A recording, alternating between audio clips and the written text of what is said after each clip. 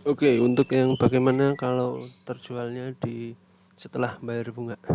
Kita pakai 13.4 tapi skenario-nya kita rubah terjualnya 1 September 2020. Jadi harusnya itu 1 bulan 3 itu terbit. Oke, kemudian nggak terjual bahkan 1 bulan 3 2020 itu yang waktu pembayaran bunga juga belum terjual. Baru kemudian 1 bulan 9 2020 ini sold. Artinya di sini ada satu periode lebih di mana dia belum laku.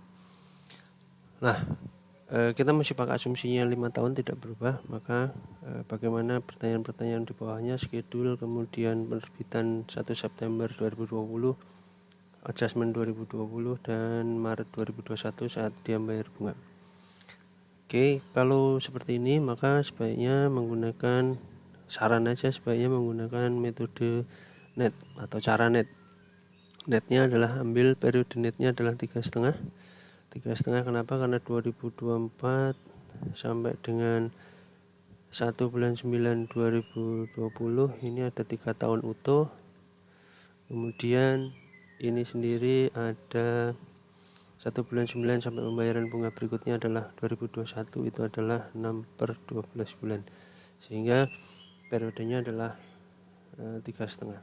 Ada kelebihan setengah di sini, nanti kita bisa pakai untuk perhitungan. Nah, kemudian cara perhitungan prinsipalnya sama, masih tetap sama, yaitu pakai N nya adalah 3,5, I nya adalah 9%, dengan anuitasnya juga N 3,5 dengan I adalah 9%. Nah, baru ketemu nanti nilainya sekian. Nah, dari situ kita bikin jurnal penjualannya seperti apa. Masih sama, yaitu cash pada interest expense dan cash pada bond payable.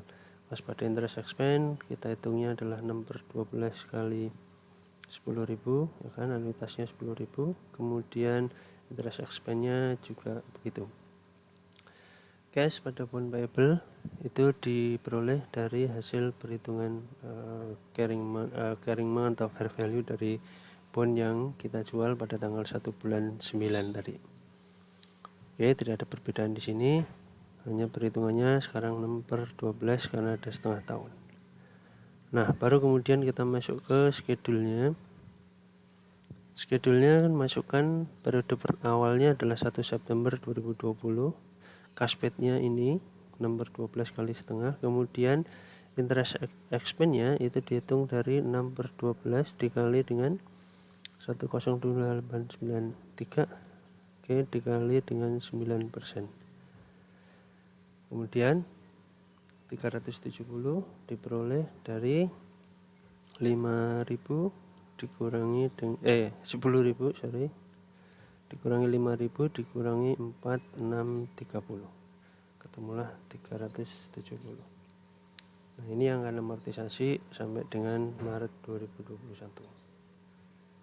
Oke, perhatikan kalau yang di sini berarti ada periodenya ini sampai dengan Maret 2024 tetap, tapi baru pertama terjual tanggal 1 September 2020. Lah, lalu bagaimana dengan jurnalnya 1 Desember 2020? Masih sama, 1 Desember 2020 itu ada di antara tanggal 1 September sama 1 Maret 2021 yang di sini, sehingga interest expense-nya pengaliannya adalah 2/12, ya kan, dari 31 Desember berarti 2/12. Kenapa kok 2/12? 1 bulan 9 sampai dengan 31 bulan 12 ini ada 4 ya, 4/12 dikali dengan, jadi interest expense-nya 4/12 dikali dengan carrying amount-nya 102.893 kali 9%.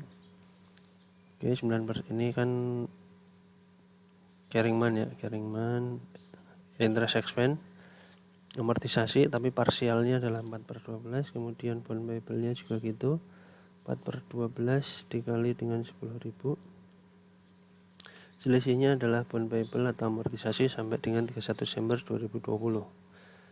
Kemudian perhitungan interest expense ketika 1 Maret 2020, maka hitungannya adalah 2/12 dikali 102.893 kali 9%.